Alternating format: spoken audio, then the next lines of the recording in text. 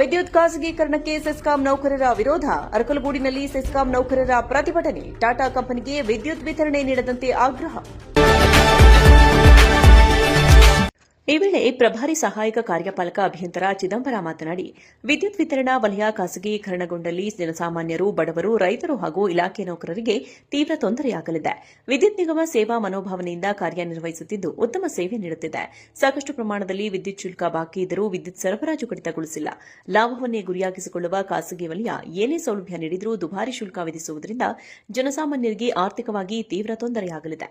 ಸರ್ಕಾರ ಗೃಹಜ್ಯೋತಿ ಯೋಜನೆ ಮೂಲಕ ಉಚಿತ ವಿದ್ಯುತ್ ನೀಡುತ್ತಿದೆ. ಇಲಾಖೆಯು ಖಾಸಗೀಕರಣಗೊಂಡರೆ ಇಂತಹ ಯೋಜನೆಗಳನ್ನು ಜಾರಿಗೊಳಿಸಲು ಸಾಧ್ಯವಾಗುವುದಿಲ್ಲ.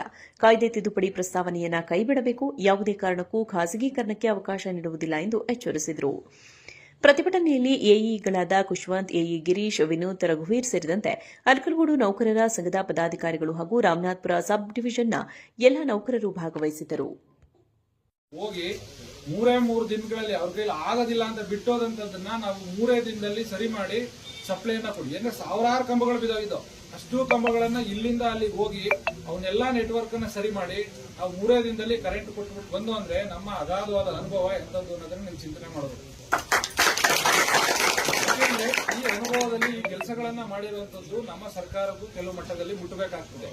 ಕಾನೂನು ವ್ಯವಸ್ಥೆನಲ್ಲಿ ಏನಾಗ್ತದೆ, ಎಲ್ಲನೂ ಸರ್ಕಾರಕ್ಕೆ ಮುಟ್ಟಿಸಬೇಕಾದ್ರೆ ಕಾನೂನು ವ್ಯವಸ್ಥೆನಲ್ಲಿ ಕಾನೂನು ಚೌಕಟ್ಟೊಳಗಡೆ ತೀರ್ಮಾನ ಮಾಡುವಂತದ್ದು ಇರ್ತದೆ.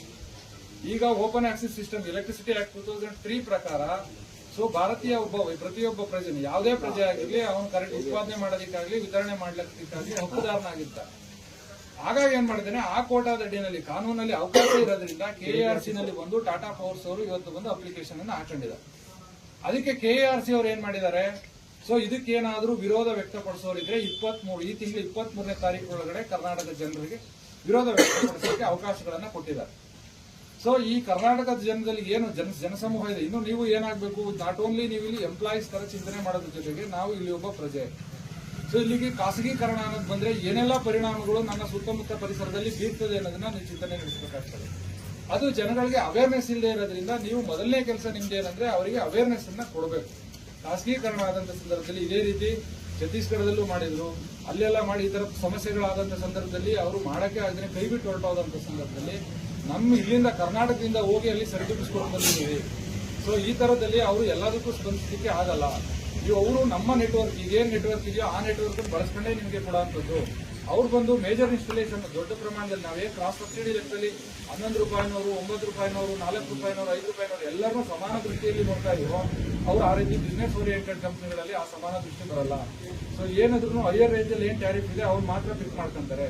ಲೋಯರ್ ರೇಂಜ್ ಕೊನೆದಾಗ ಉಳ್ಕೊಂಡಾಗ ನಾವು ಅದನ್ನ ಈಕ್ವಲ್ ಮಾಡ್ಲಿಕ್ಕೋಸ್ಕರ ನಾವೇನ್ ಮಾಡ್ಬೇಕಾಗ್ತದೆ, ದರವನ್ನು ಹೆಚ್ಚಿಗೆ ಮಾಡಿ ಅಂತ ಹೇಳಿ ಮತ್ತೆ ಕೆಆರ್ಸಿ ಹತ್ರ ಹೋಗ್ಬೇಕಾಗ್ತದೆ. ಕೊನೆಯದಾಗಿ ಎಲ್ಲಾ ದರಗಳು ರೈಸ್ ಆಗ್ತವೆ. ಅದೆಲ್ಲ ಸಾರ್ವಜನಿಕರಿಗೆ ಹೊರೆ ಆಗ್ತದೆ ಅನ್ನೋ ನಿಟ್ಟಿನಲ್ಲಿ ನೀವು ಅವರಿಗೆ ಮನದಟ್ಟು ಮಾಡೋ ಕಾರ್ಯಕ್ರಮವನ್ನ ಮಾಡಬೇಕು. ಇವತ್ತು ಬಂದಿರೋದಕ್ಕೆ ನೀವು ಸಾರ್ಥಕ ಆಗ್ಬೇಕು ಅಂದ್ರೆ ಇವ್ರು ಹೇಳಿದಾಗೆ ಆ ಖಾಸಗೀಕರಣವನ್ನ ಯಾಕೆ ವಿರೋಧ ಮಾಡಬೇಕು ಅನ್ನೋದಕ್ಕೆ ಜನರಲ್ಲಿ ನೀವು ಮೂಡಿಸ್ಬೇಕು. ಆಗ ತಾನಾಗಿ ಅದಕ್ಕೆ ಒಂದು ಟೈಮ್ ಅನ್ನು ಕೊಟ್ಬಿಟ್ಟಿದ್ದಾರೆ, ಲಿಮಿಟೇಷನ್ ಮಾಡಿದ್ದಾರೆ. ಇಷ್ಟು ಟೈಮ್ ಒಳಗೆ ಅದು ಕಾರ್ಯಕ್ರಮ ನೀವು ಎಷ್ಟು ಜನ ಅಪೋಸ್ ಮಾಡ್ತಾರೆ ಅಂತ ಬರ್ತದೆ. ಅವಾಗ ಎಷ್ಟು ಪ್ರಮಾಣದಲ್ಲಿ ಜನ ಅಪೋಸ್ ಮಾಡಿದ್ದಾರೆ ಅನ್ನೋದನ್ನ ಕೆಇಆರ್ಸಿ ಅವರನ್ನು ಸಹ ಗವರ್ಮೆಂಟ್ ಮಟ್ಟಕ್ಕೆ ತಂದು ಸರ್ಕಾರದ ಮಟ್ಟದಲ್ಲಿ ಅದು ಚರ್ಚೆ ನಡೆಯುತ್ತಾರೆ ಕರ್ನಾಟಕದಲ್ಲಿ. ಇವರು ಬರ್ತಾ ಇರೋದನ್ನ, ಯಾರು ಖಾಸಗೀಕರಣ ಬರ್ತಾ ಇರೋದನ್ನ ಜನ ವಿರೋಧ ಮಾಡ್ತಾ ಇದ್ದಾರೆ ಅನ್ನೋದು ಗೊತ್ತಾಗ್ಬೇಕು. ಅದು ಗೊತ್ತಾಗಂತ ಸಂದರ್ಭದಲ್ಲಿ ಸರ್ಕಾರ ಏನಾದರೂ ತೀರ್ಮಾನ ಮಾಡ್ಲಿಕ್ಕೆ ಸಾಧ್ಯವಾಗ್ತದೆ.